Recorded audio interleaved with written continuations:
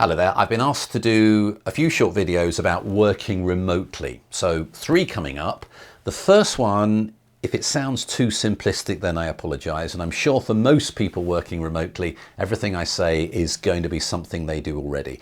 But the number of times I'm waiting for people to get the technology set up is quite extraordinary. You wouldn't keep somebody waiting in a meeting in the real world, and yet people do in the virtual world. So the first thing is give yourself time to get the technology set up. You might be using Microsoft Teams or Zoom or something like that. Other people don't want to wait for you to get it downloaded. So give yourself time. Second thing is, not everybody realizes that the camera and the mic, for that matter, are in your laptop. So at the moment, I can't see myself. If I bring Teams up, in the corner here is me, except there's a black square. I have to open my laptop and release the camera so that the camera is then able to see me. There we go.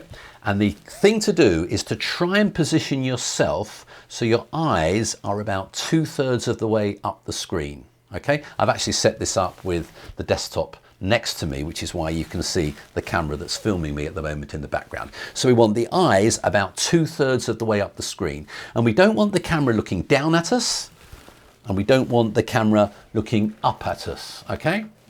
We want it to be 2/3 of the way, and we want to be in a comfortable position. It's very unflattering when it's looking up or looking down your nose.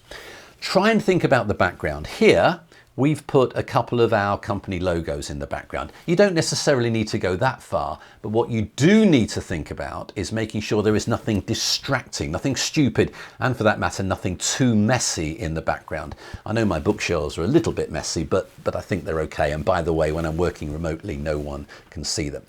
The next thing is try to minimize distractions. Now, my office here is actually next to one of our bathrooms.